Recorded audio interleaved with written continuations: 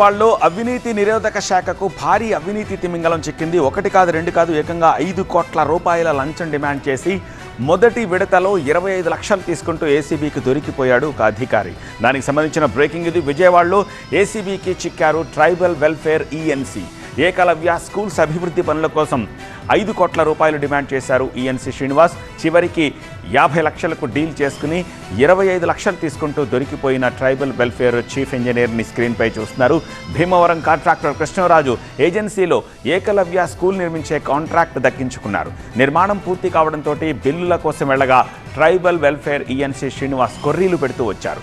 బిల్లులు చెల్లించేందుకు కృష్ణరాజు నుంచి భారీగా లంచం డిమాండ్ చేశారు శ్రీనివాస్. మొదటి విడతగా 25 లక్షలు లంచం ఇచ్చారు కాంట్రాక్టర్ కృష్ణరాజు. ఏసీబీని ఆశ్రయించారు. దాంతో ఏసీబీ అధికారులు వలపన్ని ఈఎన్సీని పట్టుకున్నారు.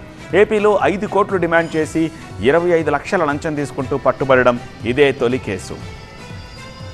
ఈ నెలాఖరులో శ్రీనివాస్ రిటైర్ కావాల్సి ఉంది. ఈలోగా లంచం తీసుకుంటూ పట్టుబడడం కలకలం రేపుతోంది. శ్రీనివాస్ అక్రమాస్తులపై ఫోకస్ పెట్టారు ఏసీబీ అధికారులు. ఇంకా ఎంతమంది దగ్గర ఇలా లంచాలు తీసుకున్నాడు అనే దానిపై ఆరా తీస్తున్నారు. అవుట్ రైట్గా 5 కోట్లు కూడా అడిగారు. 5 కోట్ల లంచం అడిగిన మొట్టమొదటి వ్యక్తి ఇతనే అవుతాడేమో ఇండియాలో. మూడో ACB case. Not only this is first time.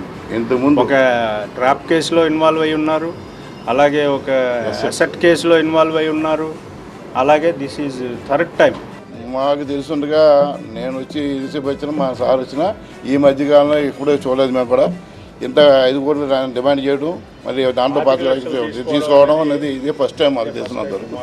మనకి ఆంధ్ర ఇప్పుడు ఆంధ్ర ఏర్పడిన తర్వాత హిస్టరీలో తెలిసినంత